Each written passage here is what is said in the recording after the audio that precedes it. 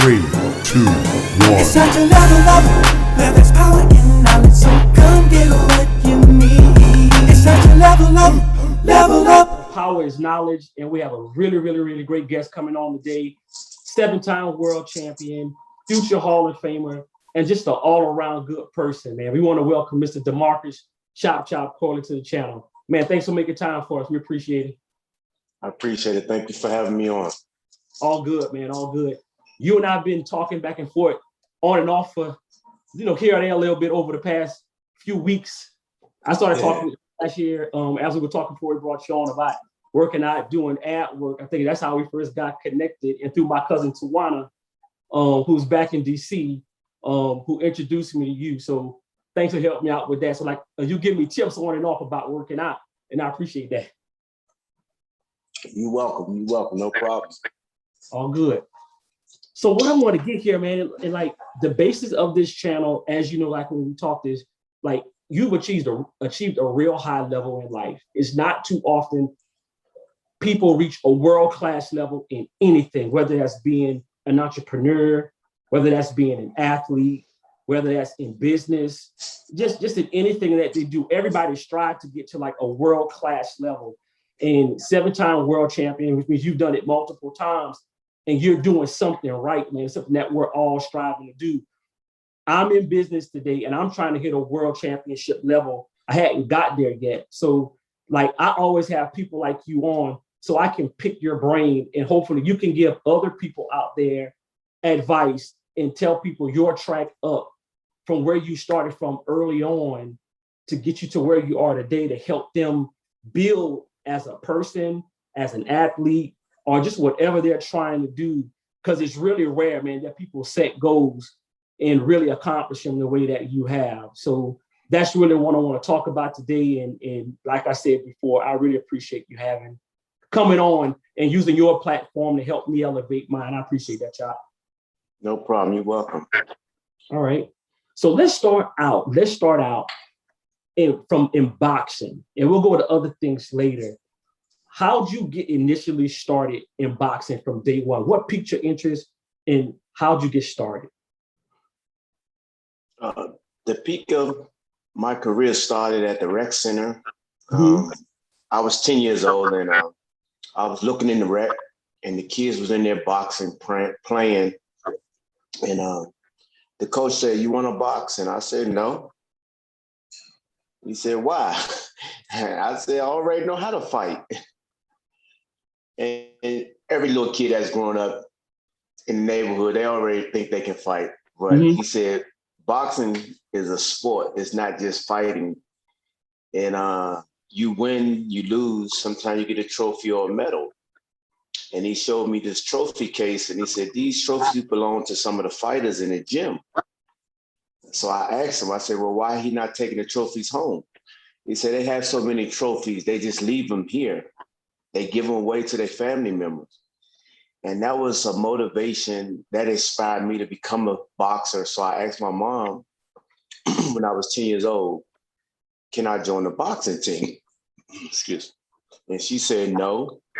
And the reason was she didn't want me to box because I have asthma. I was born with asthma, and I think 2 of my sons have asthma also at the same time. And she said, "There's a possibility you can get hit in your chest, you can have an asthma attack." And me not listening to her, I'm still down the rec center every day. Months go by, I'm down there practicing now. But when it came time for me to register for the Junior Olympics, I had to get the application filled out. So I'm still asking her throughout the week, "Mom, can I join boxing? Can I box?"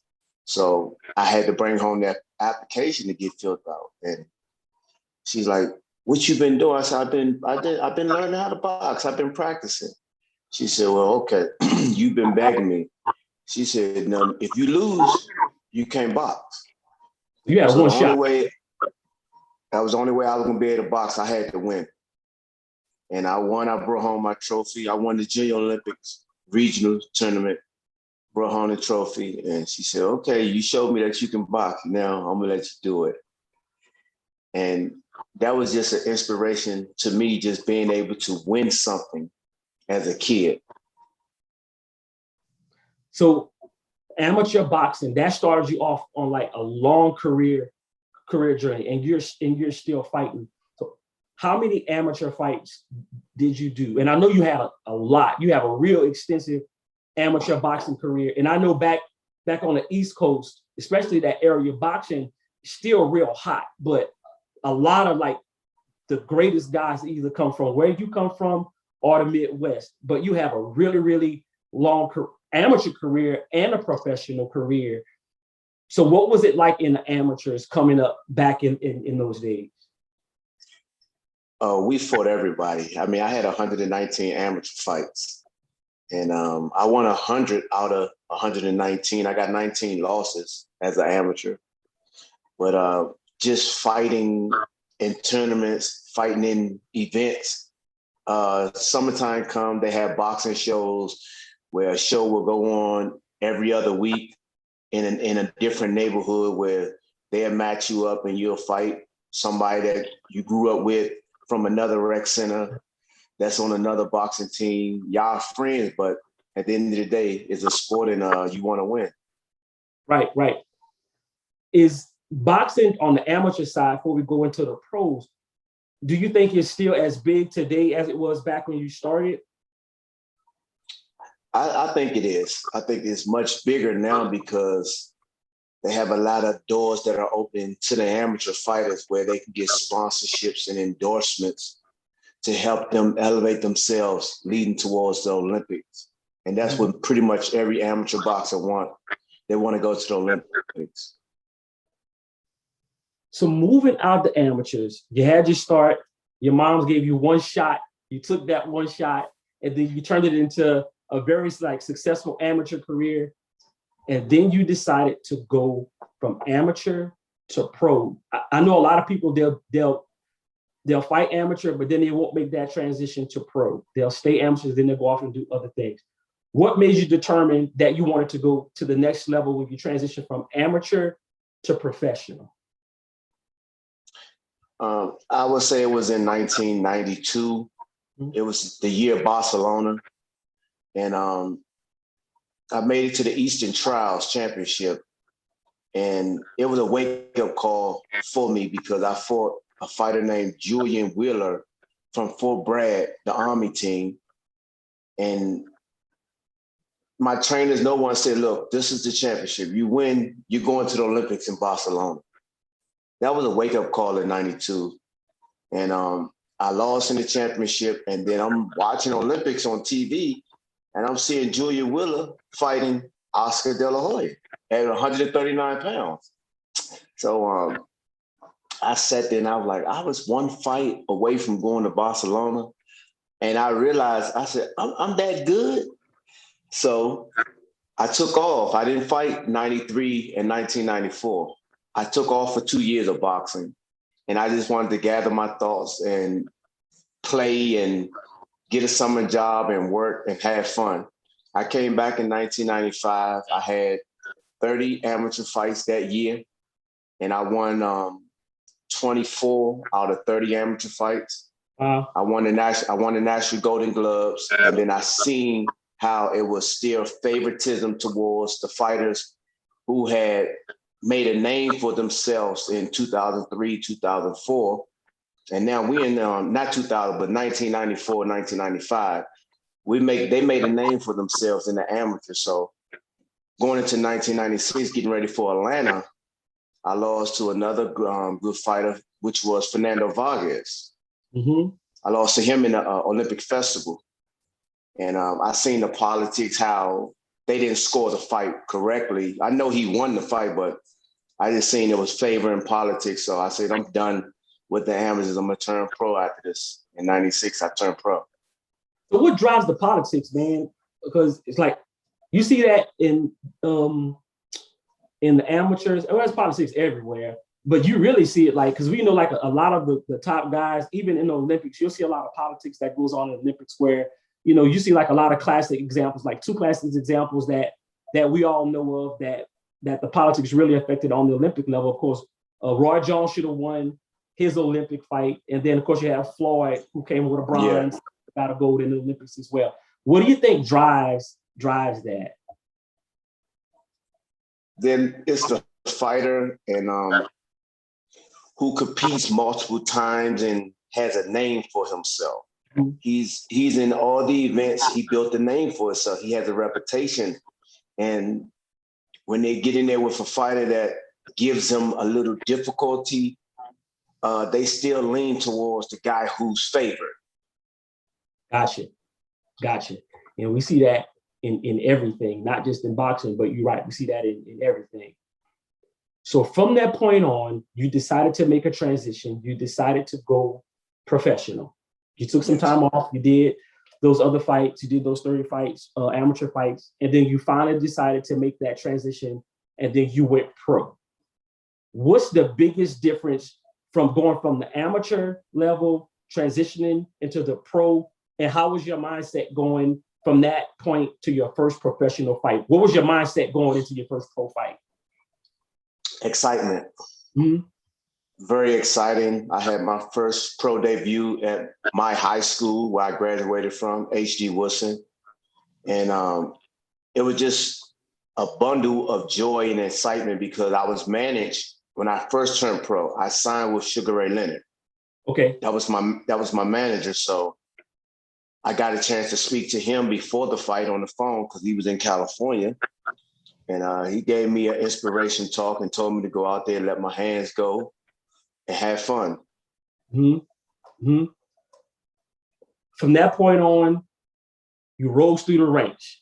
And you fought on every major network, on every major platform. And we all admire you. Like everybody who in boxing, look, we all know who Chop DeMarcus Corley is. Everybody, we all know. We all know. So you really hit the level. So let's talk about your first world championship fight. And I think I'm talking about the preparation. You knew you went through the grind, went through everything you went through as an amateur. Your first professional fight back home, got signed with Sugar Ray Leonard. You won all these fights. Everybody's watching you. And now you get an opportunity to fight for your very first world championship after everything you went through from day one. What was your preparation like? And what was your mindset? And then go into the actual fight, if you don't mind. Can you do that? Yeah. My preparation was, we were scheduled to fight at the MCI Center, which is, I think it's a Verizon Center now. Mm-hmm. They was having a boxing match there. It was Sean Bay Mitchell, he was on the card, and Keith Holmes was on the card also. And I was the first televised fight on that network. That was with Don King Productions. And it was scheduled for 12 rounds. And leading up to that fight, we were training, and they said, Chop, we're going to give you an opportunity. We want to see, are you ready? And this fight was scheduled for the USBA 140-pound title, and I was fighting Enea Julio, who had the title at that time, and he was from Colombia. I was excited just to be fighting on an undercard with Keith Holmes and Sean Bay Mitchell, one of DC legend fighters, Hall of Fame fighters, world champions, and looking up to them as an amateur, seeing them perform in the Mayor's Cup, it was just like, wow, I'm about to be doing what they've been doing all their lives. Mm-hmm. It was amazing. So by that time, you knew you were on the track and you knew you made it. What's the preparation like, or what was the preparation like from a mental perspective and a training perspective, training for that fight? What'd you go through and some of the things that you did? My mindset for that fight, if I can think back, I was just enjoying life, knowing that I'm a professional boxer now. I think I was probably 15 or 16 and 0, and I was excited. So the job was just to train every day. You don't have no days off. And you just train hard, you dedicate yourself. And I was young. I was still young. So I was still a kid enjoying life. Days I didn't want to train, I still had to go train. Days I wanted to hang out with my friends, I couldn't hang with them because I had to get ready for a fight. So after winning that fight, you won that fight. What goes on from there? Just if you can just spell it. From 1999, when I won that title, that was my first title. And I felt to that point where I'm a world champion now. I made it, but it wasn't enough. I wasn't satisfied with just that one title. So I'm back in the gym, I'm training, and the USBA is linked to the IBF. It ranked you number 5 underneath the IBF titles. So my goal was to get another title shot. I want to fight for the IBF title now. And that was my focus of being back in the gym training. So the year 2000 come, no fight, no title defense. I didn't get a chance to defend my USBA title.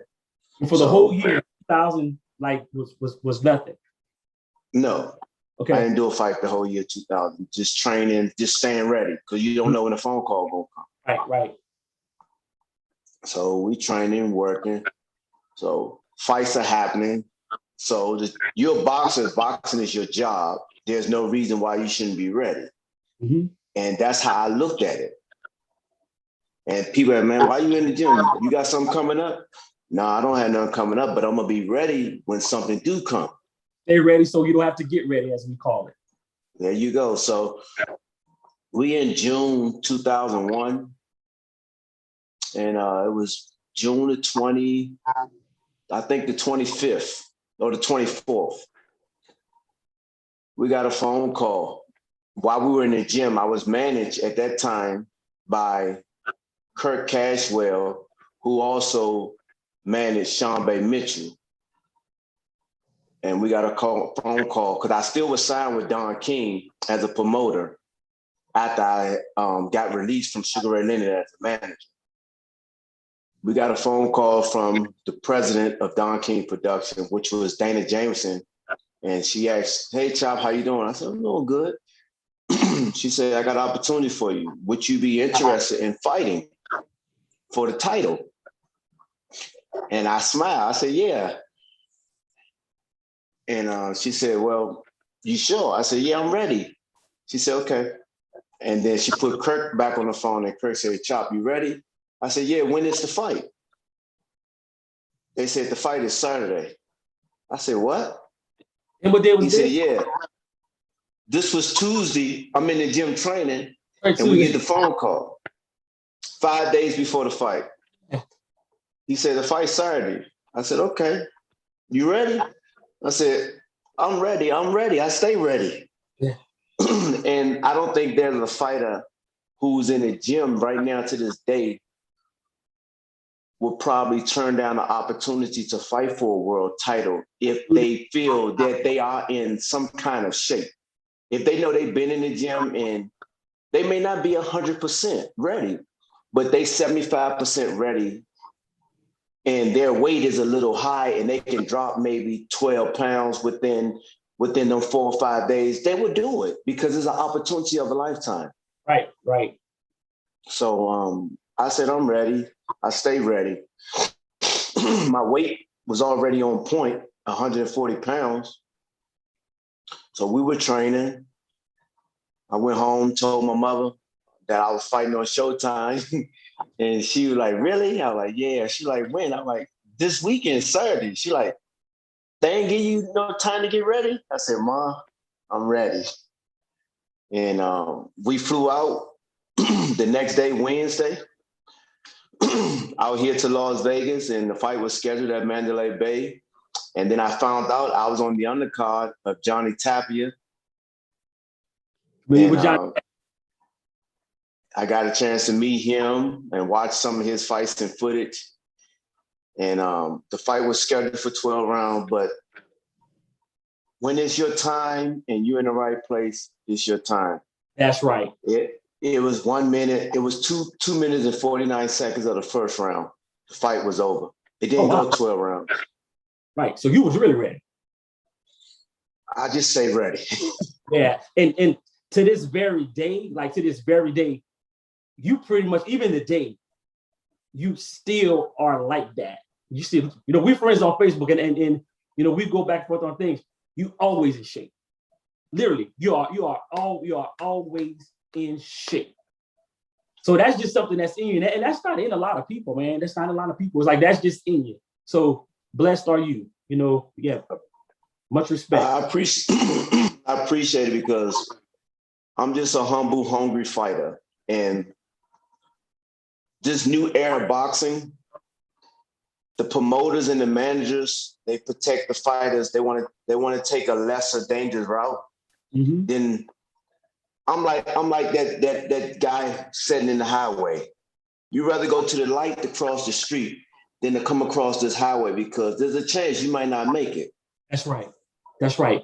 And I'm glad you brought that up. And we're going to circle back to some other things because one thing, and I literally had it as a note, man. I wanted to go into boxing today.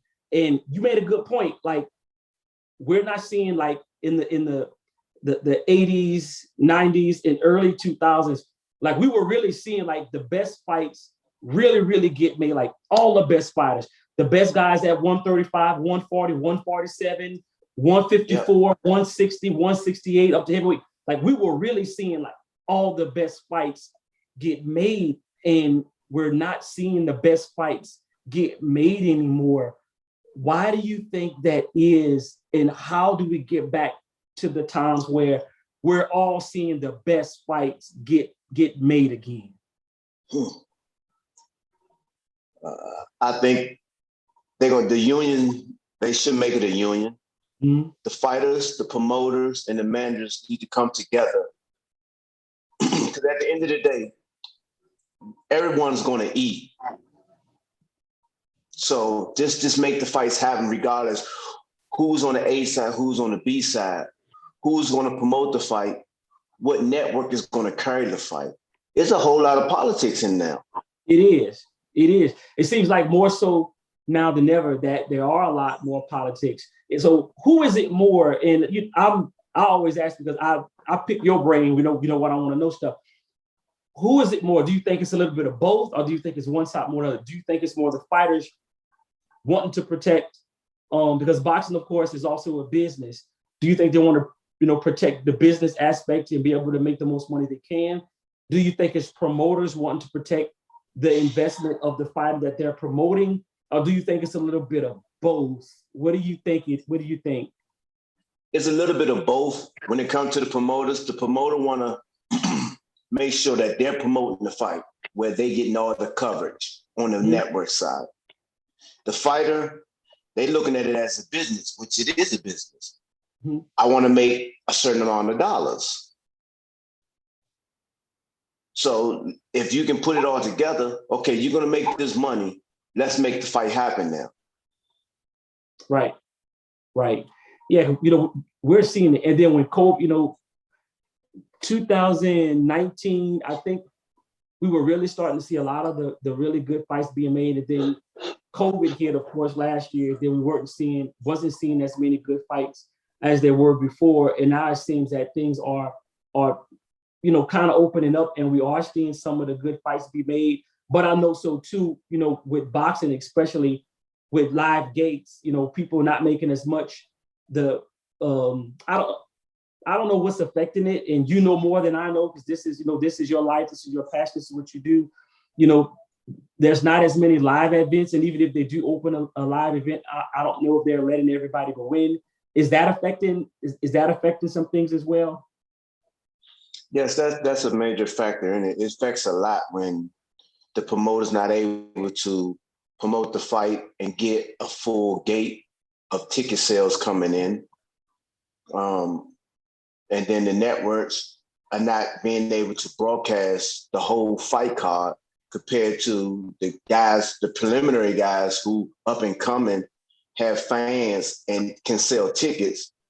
They're not able to have their fans and people come out to build them up with a fan base to keep showing them. Right. Yeah, we really miss that. I mean, especially the hardcore boxing fans, because we live to watch great fights, and it's definitely played played an impact on what we see, seeing you guys get out there and do what you do. So I want to backtrack back up to you in fights. And I want to ask you some cool questions. So what was your most satisfying victory out of your whole career, whether it was amateur, professional, or whatever? What was your most satisfying victory? Taking a fight on a 5-day notice, becoming 2-time world champion. Yeah. When I won that WBO title, no one expected me to win it. It was impossible. You're gonna beat this guy who almost beat Sean Bay Mitchell, and you're gonna do it in a fashion that you done it in. I knocked him out in the first round. Yeah, so there was no question, right? So at that point, you knew that was it. That was my most exciting moment. I didn't know that was it, but I knew I could fight at the end of the day. And if I'm in a fight, we're gonna fight. Yeah, and look, it's kind of funny. Like I was talking to Tawana about you actually yesterday, and she made one comment. She says, "You know what?" She says, and my nickname, they call me Bug. She says, one thing about Chop, which was said, he's not just a fighter. Said he really loves to fight. Like you really love to fight. So that's. I said I love it. Yeah, I do. Yeah, man, you do. It's like you love the fight game. You love to train. You just love the whole thing. What was your toughest fight? My toughest, I always say Lucas Matisse. Oh, the machine. Talk about that. It was like he was a tsunami, and I was just a piece of board just in the water, getting tossed and turned. Mm-hmm. He was just too big for me. He was just overwhelming. Rugged, thugged, brutal. The punches wasn't hurting, but they would just kept coming. Right. I couldn't tread water no more. I right. went down, got up, tried to tread some more water. He pounded on me some more. I go down again, get back up. I wasn't hurt. I kept getting up, but the ref was like, I see, there's no way you're going to win. You're just too small. He's too big. I'm going to stop this fight. And he stopped the fight. Did he come down? Because I forgot what that was. That 140? No. 140 still. That was 140. So at that time, did you go up to 140 or were you at 140? At 140 my whole career. And then I went up. Before I went up to 47 and I fought Freddie Hernandez on Showtime. Right. And that was too big for me also. Freddie caught me in the 5th round. He put me down. I could have got up. I wasn't knocked out or nothing, but I said, nah, I got 5 more rounds to go. I'm going to go ahead and stay down because he may catch me again. Yeah, right. So I put together, as I call it, like 5 rapid fire questions for you. And it's all boxing. But one ain't boxing. One is like something that you have a real passion for. So, and I think you know what it is. So I got rapid fire. I got 5 rapid fire questions, and then I have 1 question at the end. Ready? Let's go. All right. So I know you like to cook, right? Yeah. I told you I got you.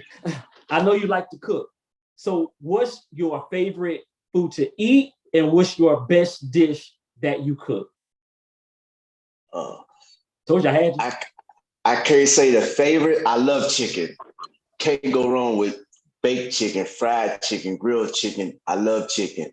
Right here. I'm not a steak person. I stay away from the steak. Yeah. I love lamb.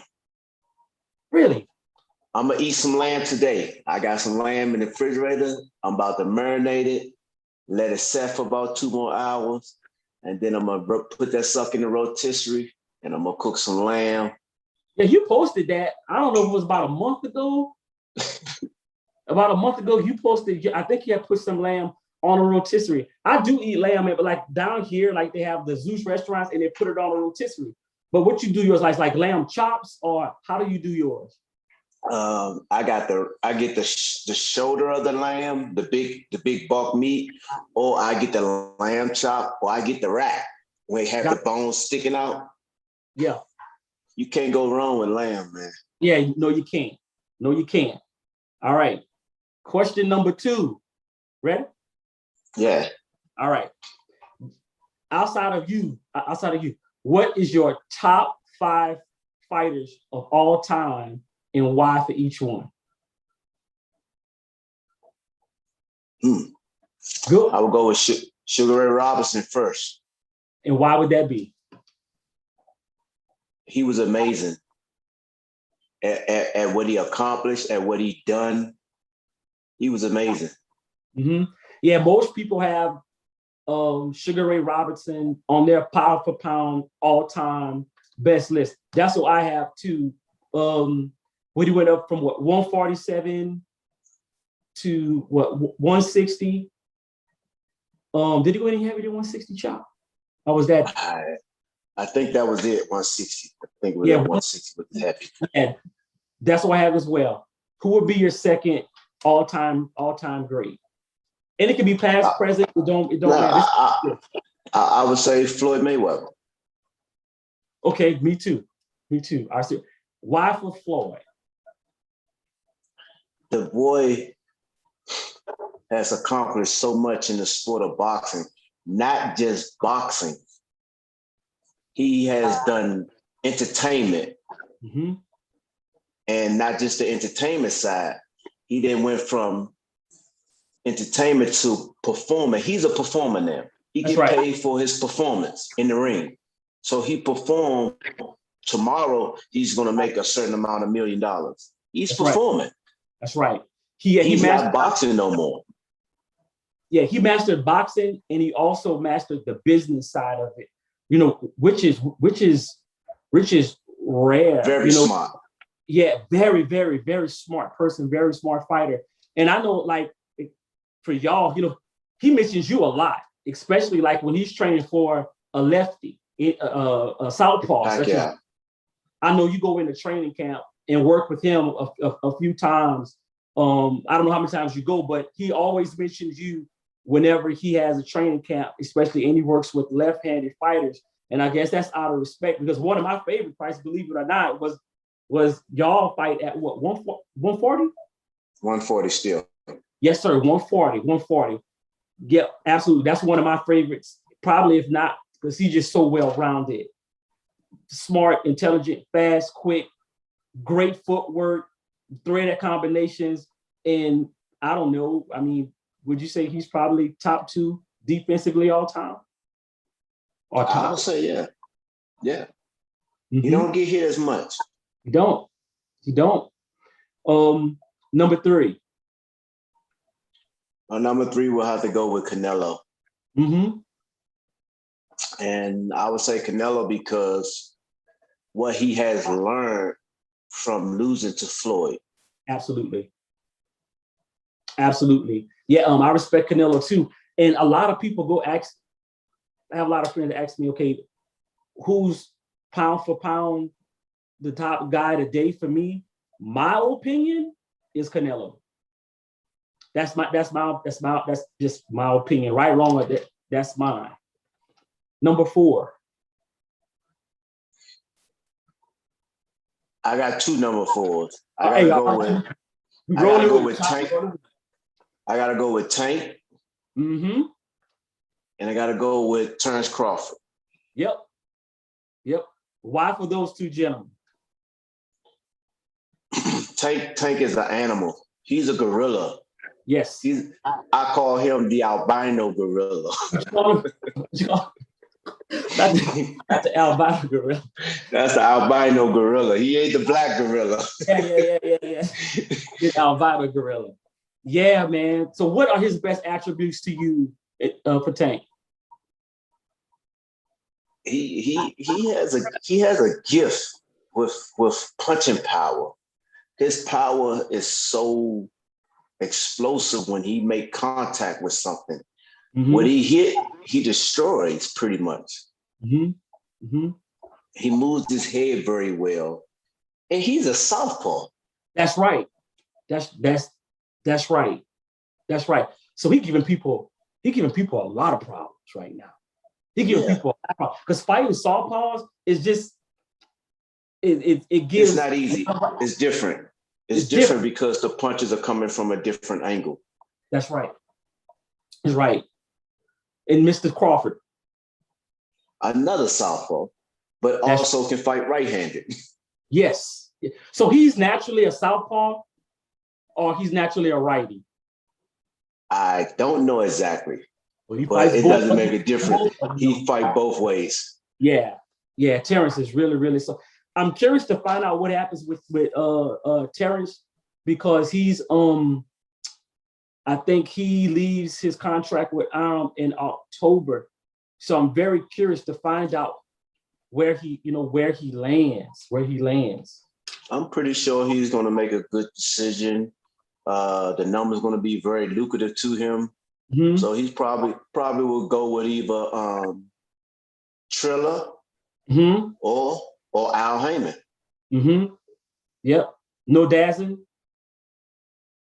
I don't think he'll do the zone. They don't have the fighters to match him up with. Gotcha.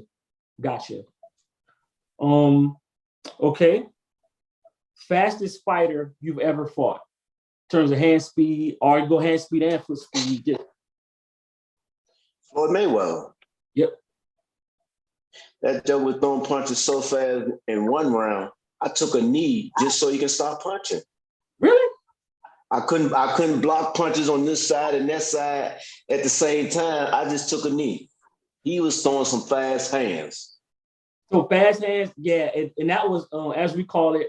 That was Pretty Boy Mayweather. That was Pretty Boy. That was the dog, right? Yeah. Yeah, that was the dog. Hardest puncher. That's question number 5. Freddie Hernandez. Gotcha. Freddie Hernandez. And then I think last but not least, the last question is this, and it's because of who you are and what you've done.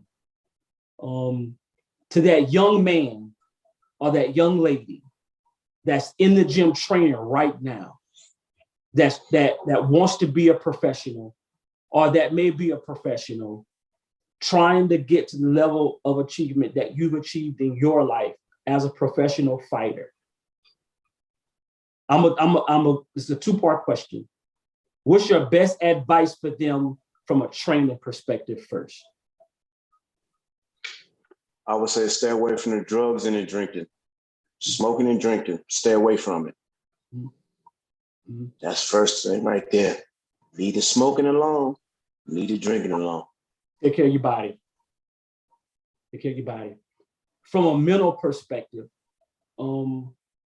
same question. That young man or that young woman looking to go to that next level, but don't know how to get there. And that's the level, that's the base of the channel that don't know how to get there. What's your best advice, Chop, to that person or those people? My advice would be, if you're good at what you do, you got to perform so people can see it. If you're not performing, no one's going to know how good you are. So once they recognize how good you are, you can build a team that can take you to the next level, to get them doors open for you. Mm-hmm. And I look at Floyd. I look at Floyd and I look at his fighters. No one knew how great Tank was until Floyd seen him perform. Seen him knock this person out, knock that person out. Seen him in the gym, knock this person out, knock that person out. He knew he had something on his hands. Why? Because he seen the guy perform. Right. Now he's put Tank in the best position where he can make millions of dollars. Right. Yeah, that is definitely key. That's key. When you have the opportunity to perform. And I guess that too, that goes back to what you were saying, like early on in your career and even today, stay ready so you don't have to get ready. Yes. My third pro fight was in Madison Square Garden. My third pro fight. Wow. and it was on the Riddick Bowe and Galata undercard. Ah. So when I seen them spot, my third pro fight. Right. Third. Most people don't get to on that level. First of all, some people never get to Madison Square Garden their whole career. But your third pro fight, you had the opportunity to fight at Madison Square Garden. How did that happen? What? Me being promoted by Don King at that time. Mm-hmm. And Don King had ties with Galata, and Duduba had ties with Riddick Bowe. Gotcha. So I was on the undercard. Mm-hmm. And when I seen the spotlights, when I came out the tunnel for that fight and I seen inside Madison Square Garden, that was a wake up right there. We're like, this is the stage that you want to perform on. And I just continued to grind until I made it to Las Vegas to the spotlights. Mm-hmm. So no intimidation when you walk through those that underpass and you walking out to the ring. No intimidation. You just ready to go. I was excited to see all these people. I know they weren't there to see me, but they was there for a fight. Hey, but look, they weren't there to see you, but they was gonna see you. I was a part of that fight. Right. Well done. So is there anything else that you want to talk about, that you want to discuss, that you want to get off, that you want to talk about in terms of boxing, the business, or anything, training, more of anything you want to talk about?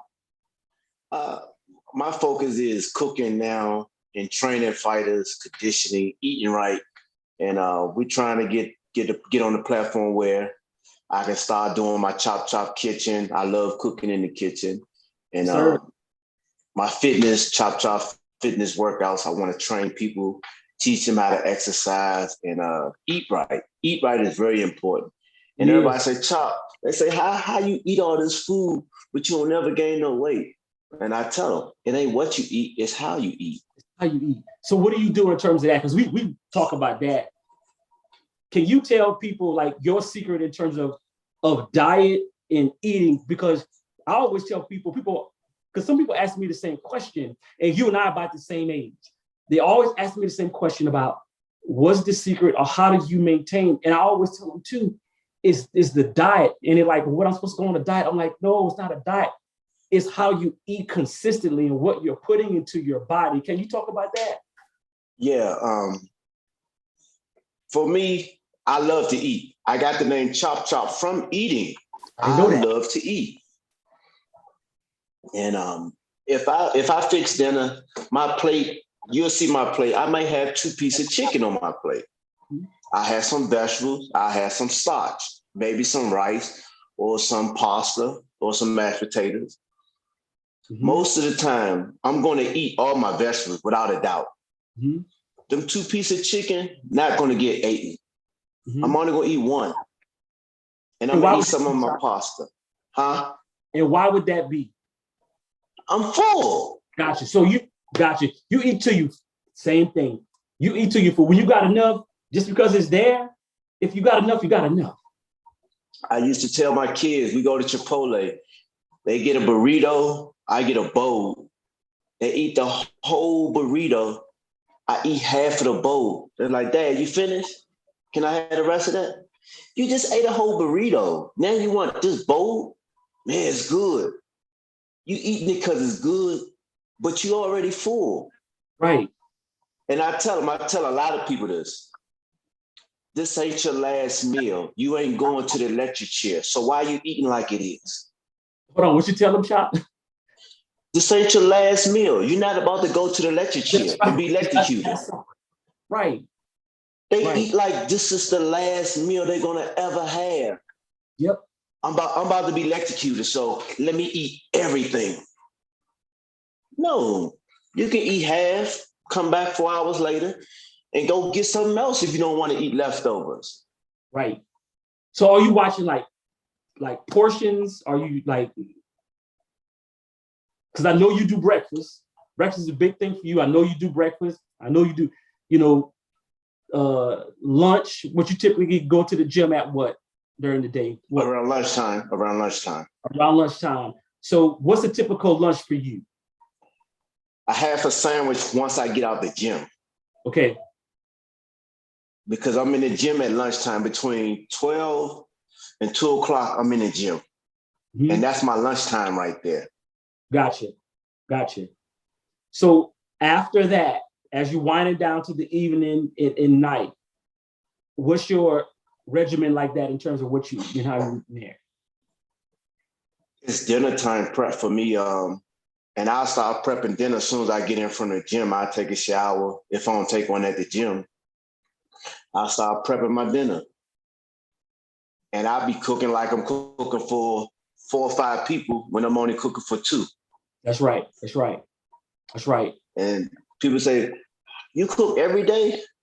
I like to eat every day. Right. So I'm cooking every day.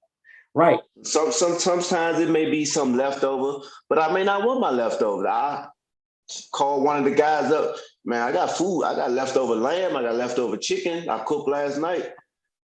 You coming past the house? And they chop them on my way. Is there anything that you stay away from in terms of steak? Steak. Right. I don't eat steak. But I know if I cook a steak, it's going to taste delicious. Mm-hmm. Because my food is delicious, but I don't mess with that steak. It's heavy. I don't either. It's the red meat. And I tell you, look, my uncles, like we talk, all my dad's side is where you are. They're in Vegas. All my aunts, my uncles, my first cousins, everybody that has the Washington last name, they're either in LA or in Las Vegas. And I lost 2 uncles at 51 for cancer. My grandfather died at 48, 49 cancer. I had an aunt that died of 38. All of my dad's side, these are 38, 39, same type of cancer. And I think some of that chop is probably genetic, but one thing that they had in common too is they ate good bit of red meat. And I know that red meat, a lot of it ain't good for you. So I do like you. Do I eat it every once in a while? Yeah, but that's like maybe once every 3 weeks. And it ain't a lot, but I do like a lot of fish. I'll do chicken. I'll do turkey. I'll do that type of stuff. But I stay away from the meat, and it just sits on your stomach. People don't realize out of all the meats that they have, the one that sits on your stomach the most and the longest is red meat. It just stays in you. It stays in your intestines. It's just hard. It takes too long to digest. Mm. And then I can't eat no meat medium rare anyway. Yeah, me neither. Me neither. So exercising, you're in training.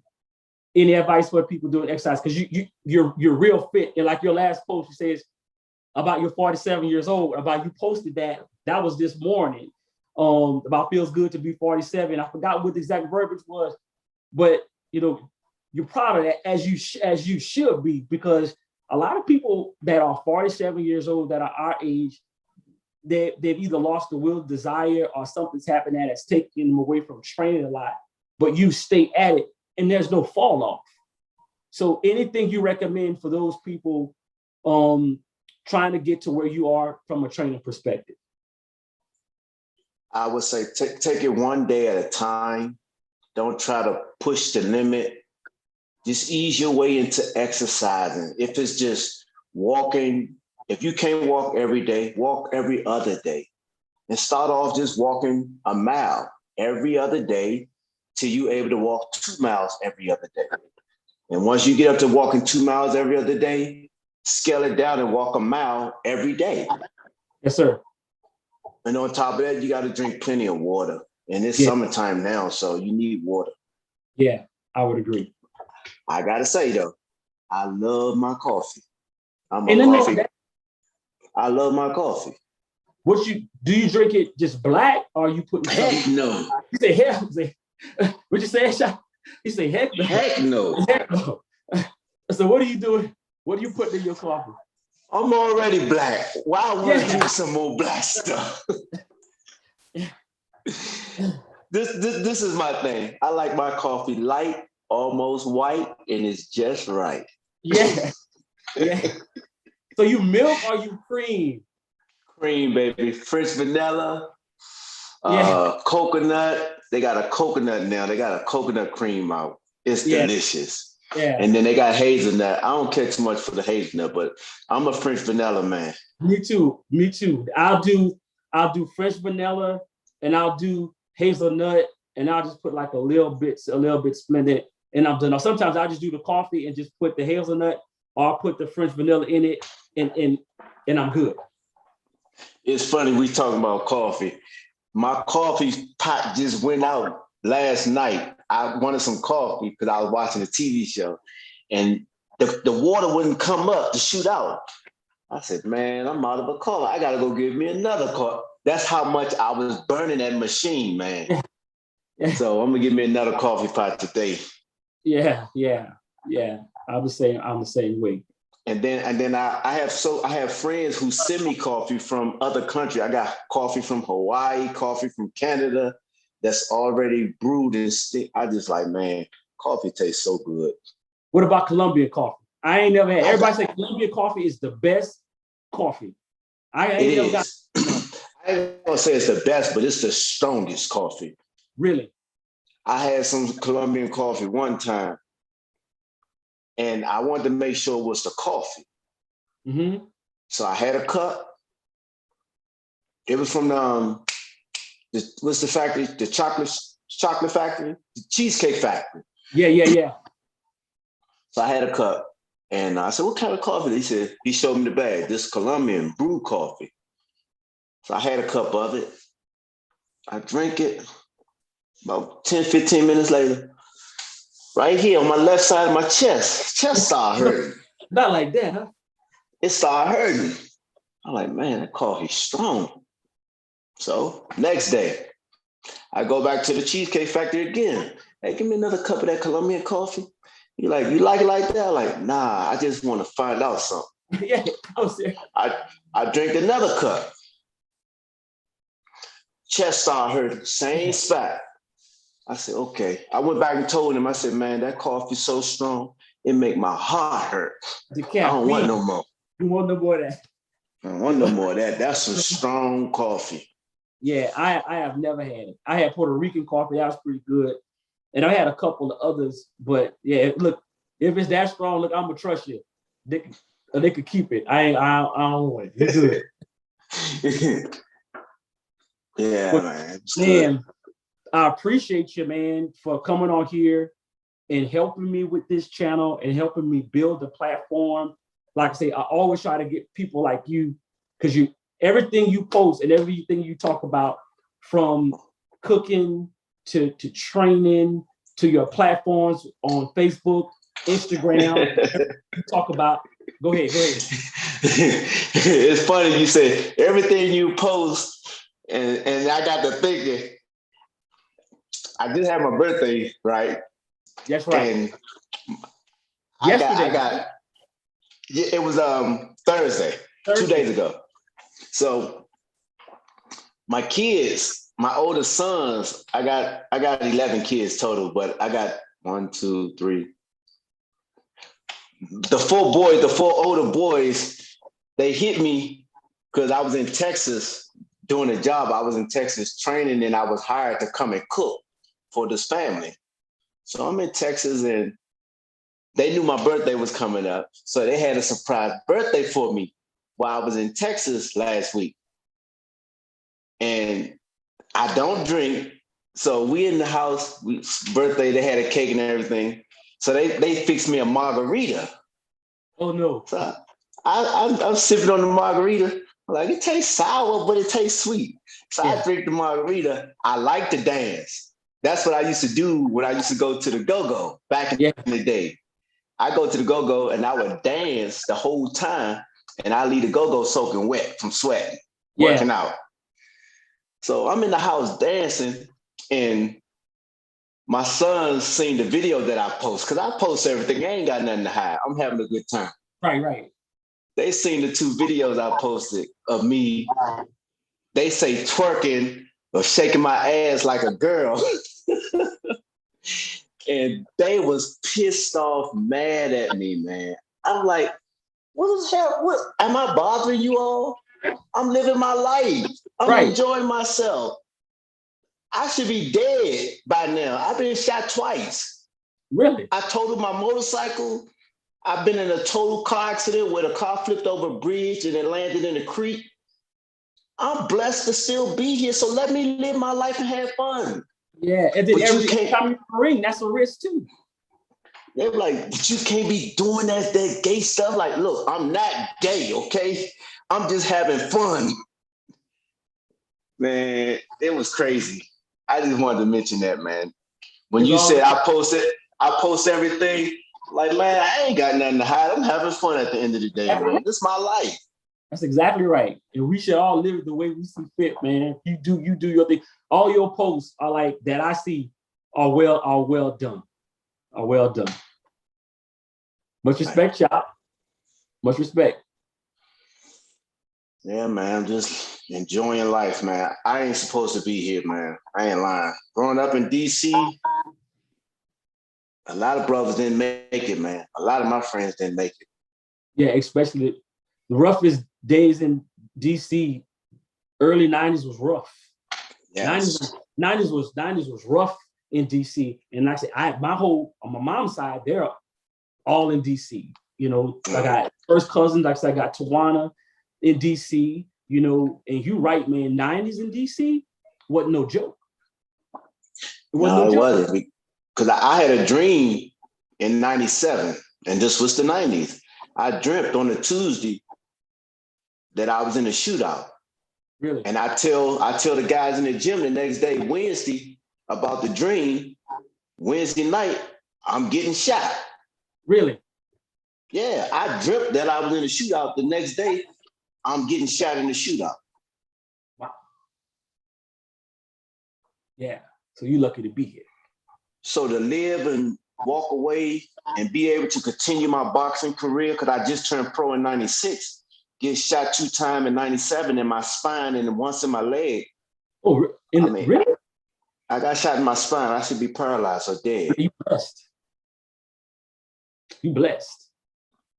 Yeah, man. So just to continue my career, to make something of myself, to be able to take care of my kids and watch them grow up and got grandbabies now. Mm-hmm. I'm happy, man. I'm happy and blessed. Mm-hmm. Yeah, you are. I got one more thing. Your youngest, I think it's the youngest son. Your youngest. Lil Chop. So Lil Chop also a southpaw, right? Yes. Yeah, Lil Chop also a southpaw. So you always post. So we watching Lil Chop come up, man, and like really, really young. I don't know if the first videos you might have posted of him, he might have been 4 years old. I got one video when he's like 3 years old. I ain't post that one yet, but when he become world champion, I'm gonna post it. Yeah, man, you starting them off like real early. You have him on the bag, and like it's real cool. Like sometimes you'll be on the bag and you'll have him next to you, also working on the bag on combinations, throwing God, what you had him, man? You had him throwing straight 1, 2, left, 3, yeah, straight left, right hook. Cuts on the uppercut bag, and watching you work with him, man, that's the inspiration too. That's what it's that right there. That's what it's about. Appreciate it. That's what it's about, man. Much respect to you, Chop. Much respect. So, in closing, man, let's stay in touch. I'll be on your end, man. Probably like late Vegas, as we said, man. And we're gonna go run together. Hope you don't run me into the ground, but right to the ground. But I'm looking forward to that. I'll keep in touch with you. And as always, man, you're a class act, man. And you got my number. Huh? I said you got my number. You know how to reach me. Yes, sir. Yes, sir. I'll be in touch with you and keep leveling up and keep doing what you're doing, man. Appreciate it. Thanks a lot for leveling up with me. Yes, sir. Absolutely. Enjoy your weekend. And I'll keep in touch with you as I get this thing edited down, and we'll just talk through it. You know me, I ain't putting nothing out until I send it to you first. All right, appreciate it. All right, Chop. Enjoy your Saturday, sir. All right, thanks. All right, later.